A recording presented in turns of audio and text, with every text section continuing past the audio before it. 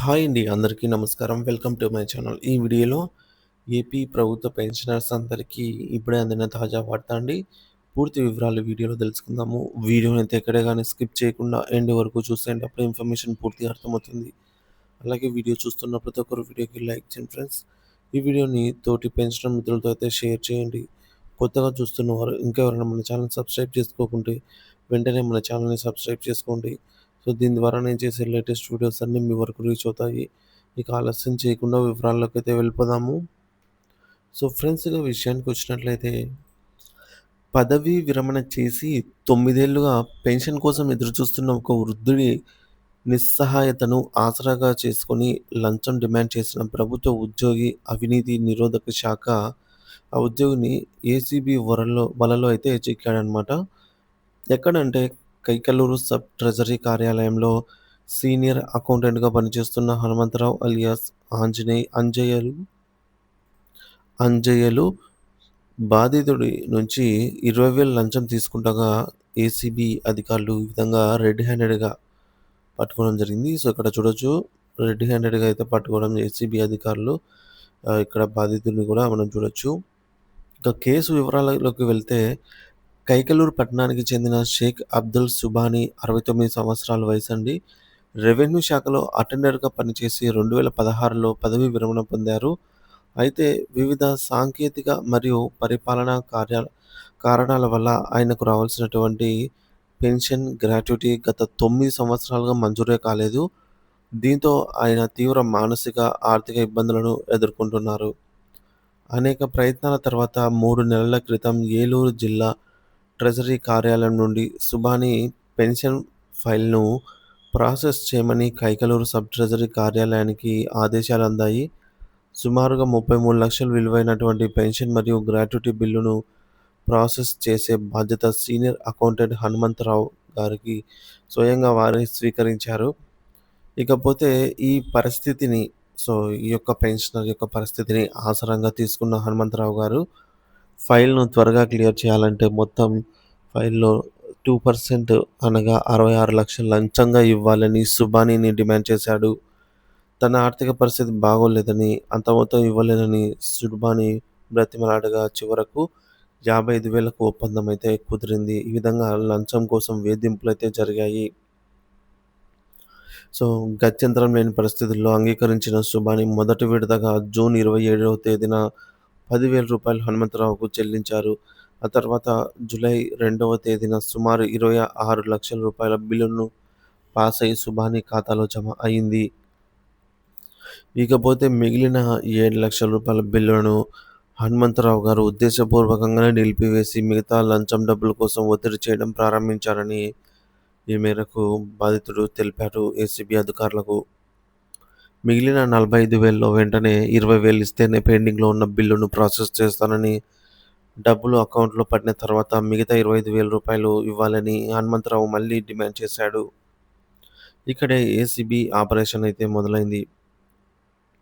So, accountant వేధింపులు భరించలేక ఆహ్, ఈ విధంగా షేక్ అబ్దుల్ సుబానీ ధైర్యం చేసి ఏలూరు ఏసీబీ అధికారులను ఆశ్రయించి ఫిర్యాదు చేశారు.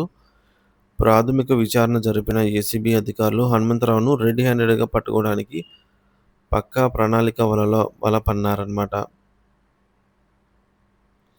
ఏంటంటే ప్లాన్ ప్రకారంగా సుబానీ గారు ఏదైతే రూ. 20,000 లంచం డబ్బును ఏదైతే ఇవ్వాలనుకున్నారో, సో, ఆ అమౌంట్‌కు రసాయనం పోసిన నోట్లను హనుమంతరావుకు ఇస్తుండగా సాక్షుల సమక్షంలో ఏసీబీ బృందం అతన్ని పట్టుకుంది.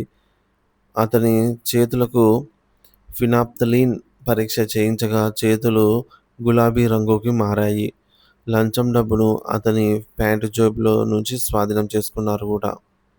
మరి తదుపరి చర్యలేంటంటే ఏసీబీ అధికారులు హనుమంతరావును అదుపులోకి తీసుకొని అవినీతి నిరోధక చట్టం కింద కేసు నమోదు చేశారు. అతని కార్యాలయంలో కూడా తనిఖీలు నిర్వహించి ఇతర ఫైళ్లలో ఏమైనా అవకతవకలకు పాల్పడ్డాడా అనే కోణంలో కూడా దర్యాప్తు చేస్తున్నామని తెలిపారు.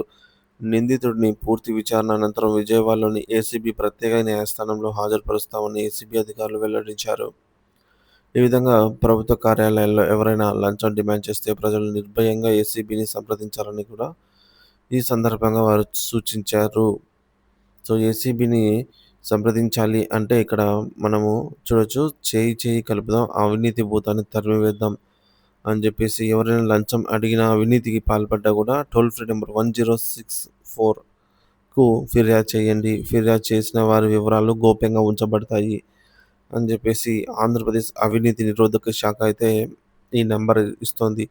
సో, దీనిపైన పెన్షనర్స్ యొక్క అభిప్రాయాలు ఏంటనేది తెలుసుకుందాము. సో, పెన్షనర్స్ స్పందన అండి ఈ విషయం పైన.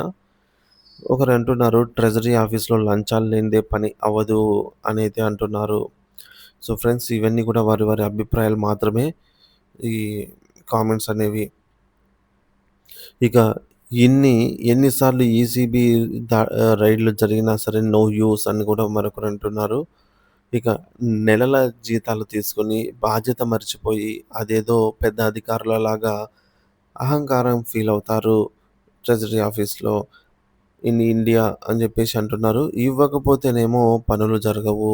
లేదా ఇవ్వాల్సిందే, పనులు జరగాల్సిందే, ఇవ్వాల్సిందే అని చెప్తున్నారు.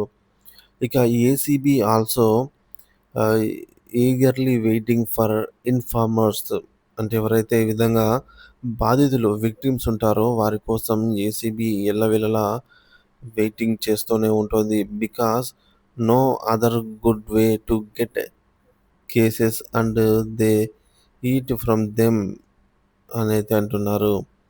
So, but one thing they help informers instantly 100% with dedication to clear and his bills and even in future to they help true అనైతే అంటున్నారు.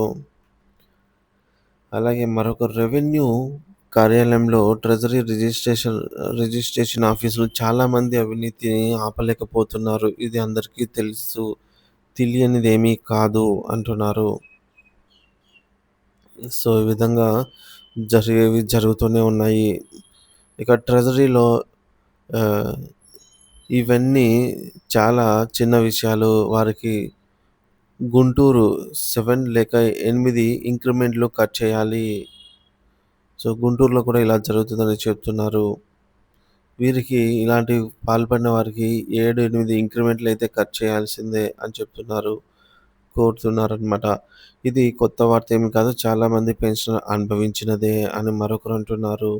సో, మీ అభిప్రాయాన్ని కూడా కామెంట్ చేయండి. అలాగే మీరు మీ యొక్క పరిధిలోని ఏసీబీ అధికారికి సో, ఇటువంటి ఇబ్బందులు ఎదుర్కొంటున్న వారు ఎవరైనా ఉన్నట్లయితే మీరు గనుక ఫిర్యాదు చేయాలి అని అన్నట్లయితే 1069కి కానీ లేదంటే ఇక్కడ కనిపిస్తున్న ఈమెయిల్ కంప్లెయింట్స్